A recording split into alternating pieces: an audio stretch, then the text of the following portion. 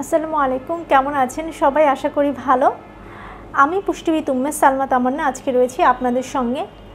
আলোচনা করব urine infection হলে কোন ধরনের খাবার খাবেন।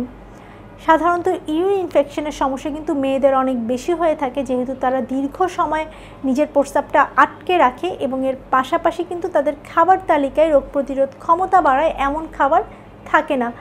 যেসব মেয়েরা পরিষ্কার পরিচ্ছন্নতা ঠিকমতো মেনটেন করে না, খাবার তালিকাটাও ঠিকমতো মেনটেন করে না এবং দেখা যায় যে আপনার টয়লেট যখন আসে তখন সময় মতো করে না, তাদের অনেকেরই কিন্তু ইউরিন ইনফেকশনের সমস্যা দেখা দেয়। খাবার তালিকায় আপনাকে কি পরিবর্তন আনতে হবে?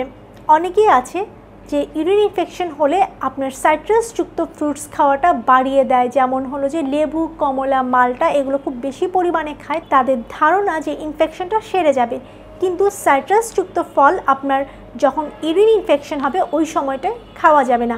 আপনার ভিটামিন সি যুক্ত খাবার অবশ্যই খেতে হবে, সেগুলো আপনার অন্য যে খাদ্য উপাদান রয়েছে সেগুলো থেকে আপনাকে গ্রহণ করতে হবে। যেমন আপনার টমেটো পাওয়া যাচ্ছে, গাজর পাওয়া যাচ্ছে, পেঁপে পাওয়া যায়, এই ধরনের খাবারগুলো আপনাকে গ্রহণ করতে হবে। আপনি চাইলে বড়ই রয়েছে, বড়ইটা গ্রহণ করতে পারেন, কিন্তু সাইট্রাসযুক্ত যেগুলো রয়েছে সেগুলো আপনার ওই মুহূর্তে গ্রহণ করা যাবে না।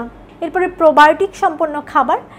প্রোবায়োটিক সম্পন্ন খাবার বলতে প্রোবায়োটিক সম্পন্ন যদি আপনি দই গ্রহণ করতে পারেন কিংবা টক দই রয়েছে সেটা যদি খেতে পারেন, এগুলো সবই কিন্তু দেখা যায় আপনার ইউরিন ইনফেকশন দূর করতে সাহায্য করবে।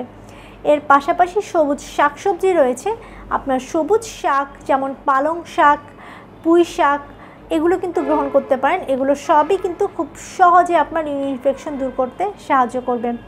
যাদের ইনফেকশন হয় তাদের কিন্তু দেখা যায় চা বা কফি খাওয়া যায় না, আপনার কিন্তু চা বা কফি খাওয়া হতে বিরত থাকতে হবে।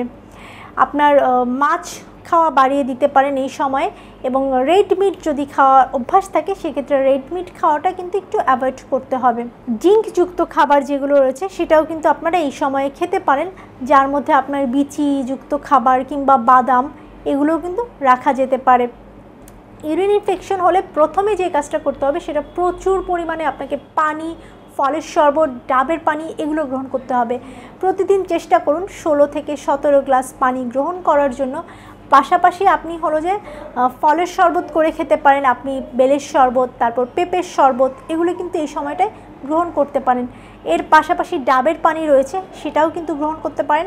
আপনি যত বেশি পানি গ্রহণ করবেন তত কিন্তু আপনার যে ইনফেকশনের যে ব্যাকটেরিয়া বা ভাইরাসের কারণ হচ্ছে সেটা কিন্তু প্রস্রাবের সাথে বের হয়ে যাওয়ার সম্ভাবনা অনেক বেশি।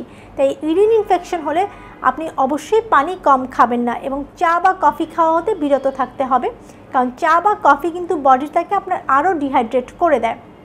আশা করি আপনারা বুঝতে পেরেছেন যাদের ইউরিন ইনফেকশন জনিত সমস্যা রয়েছে তাদের খাবার তালিকাটা আসলে কেমন হবে।